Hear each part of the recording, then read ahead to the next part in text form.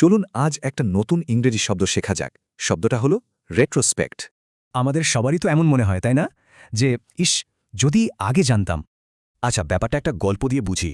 ধরুন রিনা নামের একটি মেয়ে, তার দল আজ ফাইনাল ক্রিকেট ম্যাচ হেরে গেছে। খেলার পর থেকে সে শুধু ভাবছে ঠিক কোন ভুলটার জন্য তারা হেরে গেল। এই যে পুরনো ঘটনা নিয়ে ভাবা, এটাকেই ইংরেজিতে বলে রেট্রোস্পেক্ট। সহজ করে বললে রিট্রোস্পেক্ট মানে হলো অতীতের ঘটনা থেকে শিক্ষা নেওয়া। তার মানে কিন্তু দুঃখে ডুবে থাকা নয়, বরং ঠান্ডা মাথায় চিন্তা করা কি শেখা গেল।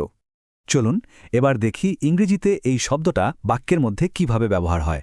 প্রথম বাক্যটিতে দেখুন, কোম্পানিটি পেছন ফিরে তাকিয়ে বুঝতে পারল যে তাদের সিদ্ধান্তটা ঠিক ছিল না।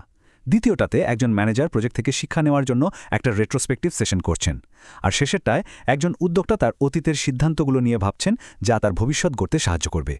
এই শব্দটা কিন্তু শুধু খেলা বা ব্যবসার জন্য নয়, আমাদের নিজেদের জীবনেও এটা খুব দরকারি।